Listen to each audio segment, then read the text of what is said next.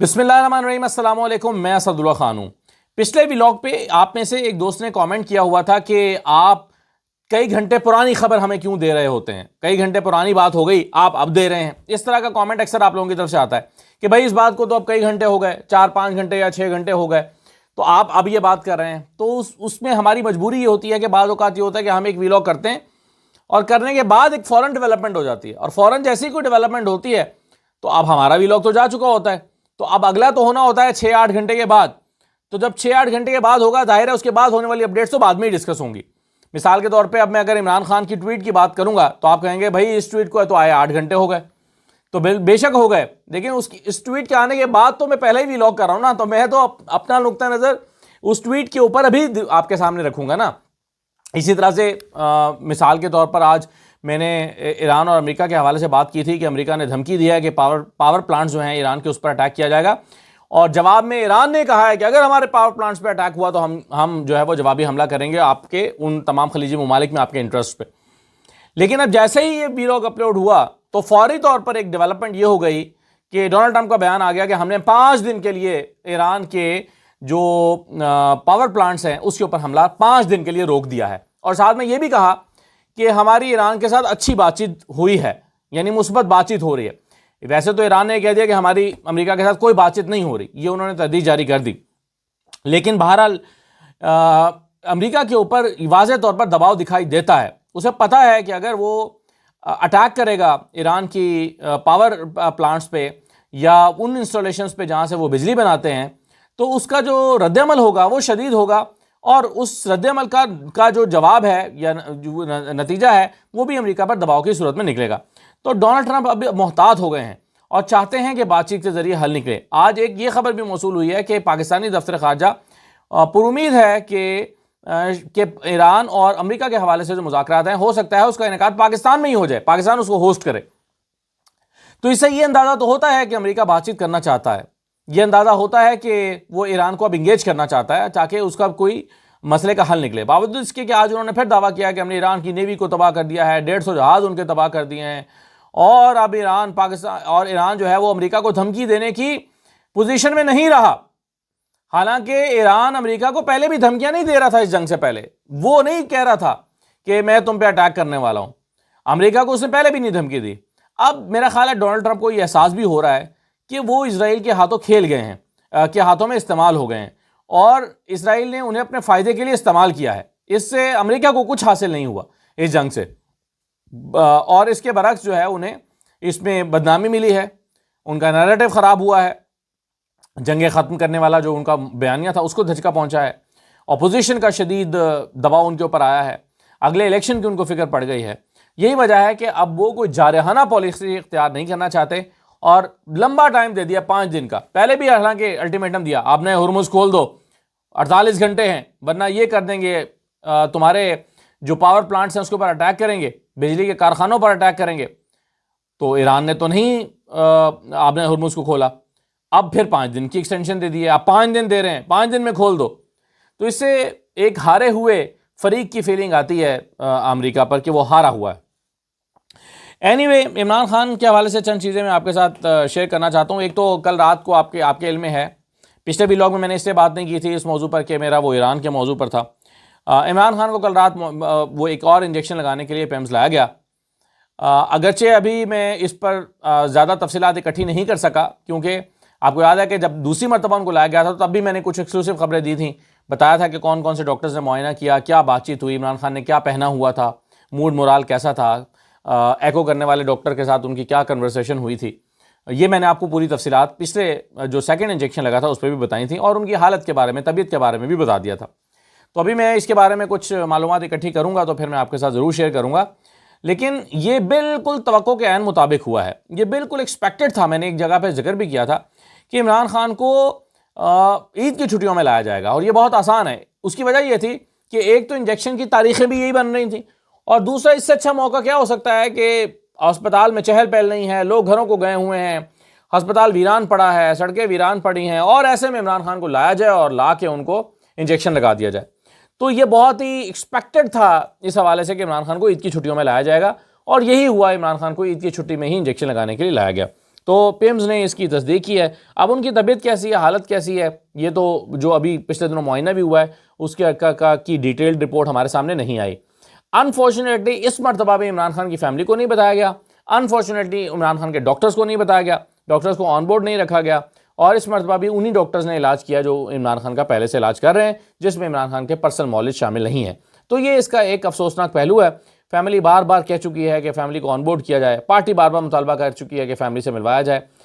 Personal معالج سے ملوایا جائے, لیکن اس کو ایک راز رکھا جا رہا ہے اور عمران خان تک پرسنل ڈاکٹر کو رسائی نہیں دی جا رہی, ایکسیس نہیں دی جا رہی ہے. تو یہ بڑا ایک تکلیف دہ صورتحال ہے. عمران خان ایک ڈفرنٹ بریڈ ہیں. آج ان کا ایک کلپ فیصل چودھری صاحب کا وائرل رہا. میں رائے ثاقب کھرل کے شو میں اور فیصل چودھری صاحب اور دو اور خواتین بھی موجود تھیں, آسمہ اقبال اور سوزین, اور وہاں پر عمران خان کے حوالے سے سوال ہوا. انہوں نے پوچھا عمران خان, تو مختلف لوگوں نے وہ ریپڈ فائر والا کویشچن ہوتا ہے نا, تو جیسے مجھ سے انہوں نے پوچھا عمران خان, میں نے کہا فائٹر. ایک اور خاتون سے پوچھا تو انہوں نے کہا کہ ضدی, سٹبن ہیں. اچھا, فیصل چودھری سے پوچھا گیا تو انہوں نے کہا کہ شہزادہ. اچھا, پھر فیصل چودھری نے ایک بڑا دلچسپ جملہ کہا. انہوں نے کہا کہ اس عمر کے بابے دوائیوں پہ ہوتے ہیں اور عمران خان ڈمبلوں پہ ہے. یعنی عام طور پہ اس عمر میں لوگ دوائیاں کھا رہے ہوتے ہیں 74 سال کی عمر میں, بلڈ پریشر کی, شوگر کی, مختلف بیماریوں کی, اور عمران خان ڈمبل جو ہے نا اس کا عادی ہے. یعنی دوائیاں نہیں کھا رہا, میڈیسن پہ نہیں ہے, ہاں آنکھ کا ایک مسئلہ ہوا ہے, ادروائز ان کو کوئی بیماری نہیں ہے, اور وہ بلکہ فٹ ہیں. اور یہ انہوں نے جملہ کہا اور یہ بڑا وائرل ہوا آج سارا دن. ساتھ ہی ساتھ میں نے ایک واقعہ سنایا اسی پروگرام میں, اور میں نے ٹویٹ بھی کیا. اس کے بعد میں نے دیکھا ہے کہ ایسی آگ لگی ہوئی ہے, اور میں ابھی تک سمجھنے سے قاصر ہوں کہ کیوں آگ لگی ہے. اور عجیب و غریب منطق کے ساتھ کچھ رپورٹرز بھی اس پر, مطلب جو نون لیگ کے قریبی ہمدرد جو رپورٹرز ہیں وہ بھی عجیب و غریب اس میں نکتہ پیش کر رہے ہیں. مثلا میں نے ایک واقعہ سنایا کہ عمران خان صاحب کا ہیلی کاپٹر, یہ بڑا معروف واقعہ ہے یہ والا کہ عمران خان کا ہیلی کاپٹر اس کو کریش لینڈنگ کرنا پڑی, اس کے انجن فیل ہو گئے تھے. تو عمران خان نے اڈیالہ کے پیچھے کسی گاؤں میں وہ ایمرجنسی لینڈنگ کی تھی, اور اس میں پھر عمران خان صاحب جو ہیں ان کو ایک گاڑی کے ذریعے وہ پھر بنی گالہ پہنچے تھے, یعنی بائی روڈ. تو اب میں نے واقعہ یہ سنایا کہ عمران خان کچھ پڑھنے میں مصروف تھے, اور اچانک ہیلی کاپٹر جو ہے اس نے ایمرجنسی لینڈنگ کی طرف بڑھنا شروع کر دیا. تو عمران خان سے پہلے کچھ اور ساتھی جو ان کے وہاں پہ اس میں شریک تھے ہیلی کاپٹر میں, ان کے علم میں آ چکا تھا یا لایا جا چکا تھا کہ اس میں ہیلی کاپٹر میں پرابلم ہے اور اس کو ایمرجنسی لینڈنگ کرنا پڑے گی, اور ہم کسی کھیت ویت میں لینڈنگ کر رہے ہیں. تو عمران خان نے جب کھڑکی میں دیکھا, انہوں نے کہا کہ جی, عمران خان نے پوچھا کہ اسلام آباد تو اس طرف ہے, یہ ہیلی کاپٹر کس طرف جا رہا ہے, یعنی ہم قریب آ کے اپروچ کر کے اور پھر واپس جا رہے ہیں. تو انہیں بتایا گیا, وہ جی لگاتے کان پہ, وہ انہیں بتایا گیا کہ وہ عمران خان کو دیے گئے, اور عمران خان کو پائلٹ نے بتایا کہ جی یہ سچویشن یہ ہے کہ اس کا انجن کام کرنا چھوڑ گیا ہے, اور اس میں جو ہے وہ پرابلم ہو گیا ہے, اور ہمیں فوری طور پر لینڈنگ کرنا پڑ رہی ہے. تو عمران خان نے جواب دیا کہ یار ایک تو یہ بڑا پرابلم ہے کہ ایمرجنسی لینڈنگز میں ٹائم بڑا ضائع ہو جاتا ہے. تو یہ میں نے واقعہ سنایا. اچھا, اب اس میں لوگوں کا اعتراض, عجیب و غریب قسم کے اعتراضات ہو رہے ہیں. نون لیگ کے حامی کا ایک تو آج کل ویسے مجھ پر خاص اپنی محبت کا اظہار کر رہے ہیں, میرے پیچھے پڑے ہوئے ہیں, پتہ نہیں کھول دیے گئے ہیں رسیاں اور چھوڑ دیے گئے ہیں کہ جاؤ اس کے اوپر اس کے پیچھے چلے جاؤ. خیر, اسے کوئی فرق نہیں پڑتا مجھے, میں تو ظاہر ہے جو کام کر رہا ہوں وہ کر رہا ہوں اور کرتا رہوں گا. لیکن اس پر جو اعتراضات اٹھائے گئے وہ ایک یہ تھا کہ جی تمہیں کیسے پتہ ہے, تم تو ہیلی کاپٹر میں تھے نہیں, تمہیں کیسے پتہ عمران خان نے کہا ہے. اور بھائی عقل کے اندھو, اور یہ بات ایک رپورٹر نے بھی کی. تو میں کہوں گا کہ عقل کے اندھو, جب تم خبریں بریک کرتے ہو تو تم وہاں پر موجود ہوتے ہو. کوئی بندہ جو عمران خان کے ساتھ ہوگا اسی نے بتایا ہوگا نا مجھے. عمران خان کے ساتھ ایک بہت سینئر لیڈر سفر کر رہے تھے, مجھے انہوں نے یہ بات بتائی کہ ایسے ہوا. انہوں نے کہا کہ ہم سب پریشان ہو گئے, عمران خان اپنے نروز جو ہیں ان کا پورے کنٹرول میں تھے, اور ان کو لگا یار یہ کیا ہے, میں 5 منٹ میں گھر پہنچنے والا تھا, اب اتروں گا یہاں سے گھنٹہ لگے گا, ٹائم ضائع ہو جائے گا, پھر یہاں سے, یعنی ان کو یقین تھا کہ کوئی حادثہ نہیں ہونے لگا, خیر ہے میں لینڈ کر جائے گا, سیف ہے, کوئی مسئلہ نہیں ہے. تو وہ اپنے نروز کے اتنے اسٹرانگ تھے, گھبرائے نہیں, پریشان نہیں ہوئے, اور انہوں نے جو ہے وہ پریشان ہونے کی بجائے انہوں نے یہ اسٹیٹمنٹ کہی.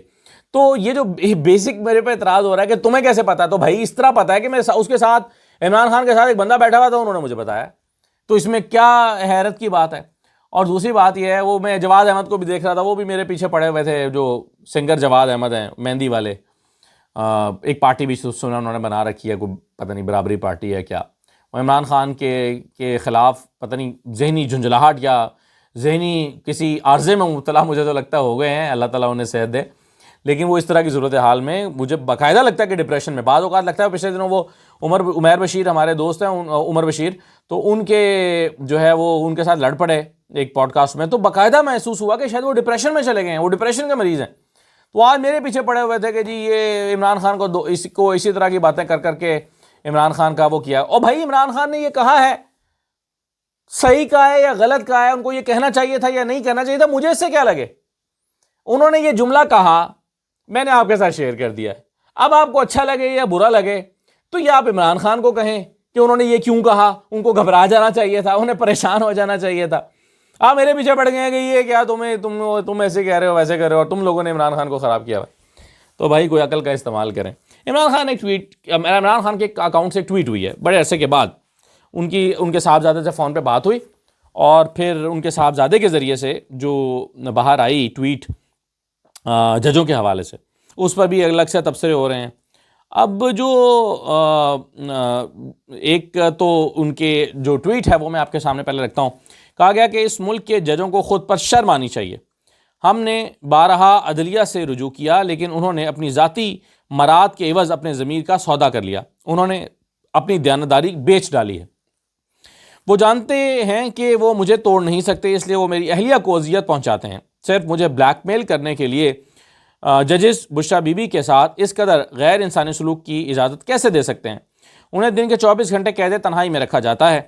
اور اکثر تو اس ملاقات پر بھی پابندی عائد کر دی جاتی ہے۔ اسلام میں عورتوں، بچوں اور بزرگوں کو نقصان پہنچانے کی ممانعت ہے، ان کے مقاصد بالکل واضح ہیں۔ جج معاشرے میں انصاف کے ذمہ دار ہوتے ہیں لیکن اس ملک کے ججز کو خود پر شرم آنی چاہیے۔ ناحق قید سابق وزیر اعظم پاکستان عمران خان کا ڈیالہ جیل سے اپنے بیٹوں سے ٹیلی فونک گفتگو کے دوران پیغام 21 مارچ 2026۔ تو یہ عمران خان نے جو گفتگو کی اپنے بیٹوں سے، اب اس پر مختلف طرح کا تبصرہ ہو رہا ہے۔ ایک تو یہ کہا جا رہا ہے کہ جی دیکھیں اسی لیے عمران خان کی ملاقاتیں بند ہو جاتی ہیں، اسی لیے عمران خان کی بات چیت نہیں ہو پاتی، کیونکہ اگر ان سے کسی بات ہو تو وہ پولیٹیکل سٹیٹمنٹ دے دیتے ہیں، تو بہتر تھا کہ عمران خان اپنے بیٹوں سے اپنی فیملی کی بات کرتے، اپنی بات کرتے، ان سے حال احوال پوچھتے، اپنا کچھ کہتے، لیکن عمران خان نے جو ہے وہ ججوں پر کامنٹ کر دیا۔ تو مجھے نہیں پتا کہ اس کی ممکنہ وجہ ان کے ذہن میں کیا ہوگی، لیکن جو مجھے سمجھ آتی ہے شاید اس کی وجہ یہ ہو سکتی ہے کہ عمران خان نے سوچا ہوگا کہ میرے فیملی کے ساتھ، بیٹوں کے ساتھ تعلقات ٹھیک ہے، ہیلو آئے ہو گئی، بات چیت ہو گئی، سلام دعا ہو گئی، اس کے بعد اصل میں جو میری کاز ہے مجھے اس پر کامنٹ کرنا چاہیے، مجھے کامنٹ کرنا چاہیے کہ ججز زیادتی کر رہے ہیں، ججز کو نشانہ بنانا چاہیے، ججز میرا کیس نہیں لگ رہا ہے۔ پچھلے 2-2.5 مہینے میں کیا ہوا ہے؟ عمران خان کے کیسز کے لیے عدالتوں سے رجوع کیا گیا ہے اور عدالتوں نے دروازہ بند کر رکھا ہے، باہر سے جا کے کنڈی کھڑکاتے ہیں، اندر سے دروازہ ہی نہیں کھل رہا۔ تو جب آپ کیسز کو لگا ہی نہیں رہے، ڈینائی کر رہے ہیں، تو اس پر تنقید نہیں کر رہے، یعنی شرم آنی چاہیے ہمارے ہاں مفکرین کرام کو بھی کہ وہ اس بات پہ تو تنقید کر رہے ہیں کہ عمران خان نے اپنے بیٹوں کے ذریعے ججز پہ تنقید کیوں کی، لیکن اس بات پہ تنقید نہیں کر رہے کہ یہ ججز جو ہیں لاکھوں روپے مراد تنخواہ لیتے ہیں لیکن کیسز نہیں سن رہے۔ کیوں نہیں سن رہے بھائی؟ انہیں تو کیسز تو سننے چاہیے، کیسز سن نہیں رہے، اب ان کیسز نہ سننے والے ججز پر عمران خان تنقید کریں تو اس پر ہاہاکار مچی ہے کہ عمران خان نے یہ ججز کے بارے میں بات کیوں کہہ دی۔ کوئی ججز کو نہیں پوچھ رہا کہ بھائی آپ یہ کیا کر رہے ہیں، آپ کیا اس کرسی پہ بیٹھ کے انصاف کر رہے ہیں یا نہیں کر رہے۔ ایک بڑا دلچسپ واقعہ میں نے آج ہی جب میں آپ کے لیے نوٹ تیار کر رہا تھا، بڑا میں اب پتہ نہیں وہ مجھے ملتا ہے فوری طور پہ کہ نہیں، ہاں یہ میں نے آپ کے لیے نکال لیا ہے۔ واقعہ کچھ یوں ہے کہ عدالتوں میں انصاف رائج کرنے کی ایک انوکھی ترکیب کمبوچیا نامی بادشاہ نے نکالی تھی۔ اس کے عہد سے پہلے کسی کو یہ ترکیب سوجھی نہ اس کے بعد کسی کو اس پر عمل کی توفیق ہوئی۔ بادشاہ کمبوجیا کے حکم کے مطابق بے انصاف اور بے ایمان جج کی کھال بطور سزا جیتے جی کھینچ لی جاتی۔ چونکہ یہ کھال یتیم خانے کے کسی مصرف کی نہ ہوتی، اس لیے اس سے سرکاری فرنیچر کی پوشش کا کام لیا جاتا۔ جج صاحب کی کھال ان کی کرسی عدالت پر منڈوا دی جاتی، پھر آن جہانی جج کی جگہ اس کے بیٹے کا تقرر کیا جاتا تاکہ وہ اس کرسی پر بیٹھ کر آغوش پدر کی گرمی اور انجام پدر کی تپش محسوس کرے اور مقدمات کا فیصلہ کرتے وقت انصاف اور صرف انصاف سے کام لے۔ یعنی بے انصاف جج کی کے بارے میں وہ یہ مختار مسعود صاحب نے لکھا ہوا ہے کہ کمبوجیا نامی ایک بادشاہ تھا، وہ جو جج انصاف نہیں کرتا تھا نا اس کی کھال کھچوا لیتا تھا اور کھال کھچوا کے پھر اس کو فرنیچر کی پوشش کا کام کرتا تھا، اور وہی کرسی پھر وہ عدالت میں رکھواتا تھا اور اس پہ اس کے بیٹے کو بٹھاتا تھا اور کہتا تھا کہ آپ انصاف کرو،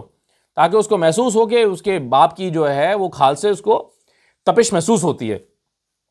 تو ہمارے ہاں دیکھیں نا عجب رواج ہے کہ ججز انصاف تو نہیں دیتے، لیکن ججز پر اگر انصاف نہ دینے کا شکوہ کر دیا جائے تو سارے پل پڑتے ہیں کہ دیکھو جی ججز کے بارے میں کیا کہہ دیا۔ اب ہمارے دوست اقرار الحسن نے بڑا عجیب و غریب اس پر اعتراض کیا ہے۔ ان کا اعتراض یہ نہیں ہے ججز کو کیوں کہا ہے، وہ کہتے ہیں عمران خان صاحب نے اس پیغام میں فیلڈ مارشل عاصم منیر کا نام کیوں نہیں لیا، آخر ڈٹ گیا ہے۔ یعنی ان کا کہنے کا مطلب تھا کہ عمران خان ڈر گیا ہے کہ اس نے فیلڈ مارشل کا نام نہیں لیا۔ تو اگر فیلڈ مارشل کا نام لیتے ہیں تو پھر آپ ہی تنقید کرتے ہیں کہ بھائی فیلڈ مارشل کا نام کیوں لے رہے ہیں، اور کہتے ہیں کہ دیکھو جی اس طرح تو عمران خان اپنی پارٹی کو بھی مشکل میں ڈال رہا ہے، اپنے آپ کو بھی مشکل میں ڈال رہا ہے، اس طرح تو کچھ نہیں ہو سکتا، فیلڈ مارشل کا نام تو نہیں لینا چاہیے۔ ڈاکٹر عظمیٰ نے باہر آ کر جب 2 دسمبر کو باہر آ کر نام لیا تھا تو اس کے بعد ملاقاتیں بند ہو گئیں، اور آج آپ کہہ رہے ہیں کہ فیلڈ مارشل کا نام نہیں لیا۔ یعنی عمران خان اگر فیلڈ مارشل کا نام لے تو بہت برا، اور اگر فیلڈ مارشل کا نام لے تو بھی برا۔ تو یہ کس قسم کی منطق ہے جو ہمارے دوست جو ہے وہ اپنا رہے ہیں؟ یعنی آپ کسی حال میں خوش نہیں ہیں اور کسی حال میں جینے نہیں دیتے۔ تو بہرحال عمران خان نے ججز کے حوالے سے جو میرا خیال ہے شکوہ کیا ہے وہ درست ہے، کیونکہ ججز یہ کیسز ہی نہیں سن رہے ہیں۔ پھر آخری بات میں بس کرنا چاہتا ہوں کہ خیبر پختونخوا کے چیف منسٹر سہیل آفریدی پھر نکل گئے ہیں۔ اسٹریٹ موومنٹ کا انہوں نے آغاز کر دیا، آج وہ بلوچستان گئے تھے، وہاں انہوں نے تگڑی تقریریں بھی کی ہیں، لیکن اس سے بھی امپورٹنٹ بات یہ ہوئی ہے کہ وہ خود وہاں گئے تھے اور ان کی غیر موجودگی میں ایک دن میں 10 لاکھ درخت لگانے کا ہدف پورا کیا گیا۔ 10 لاکھ درخت لگانے کا ہدف تھا، شجرکاری کا ہدف تھا، اور پورا کیا گیا عید کے دن۔ تو میرا خیال ہے یہ اپنی اپنی ترجیحات کی بات ہوتی ہے۔ پنجاب میں اس طرح کی کوئی مہم انیشیٹ نہیں کی گئی، اور خیبر پختونخوا جہاں پورے پاکستان کے 45% جنگلات ایگزسٹ کرتے ہیں، اور پاکستان کے پھیپھڑے آپ کہہ سکتے ہیں خیبر پختونخوا کو کہ وہ آکسیجن مہیا کرتے ہیں، اور وہاں پر 10 لاکھ درختوں کا ایک دن میں لگانا میرا خیال ہے کہ بہت قابل تحسین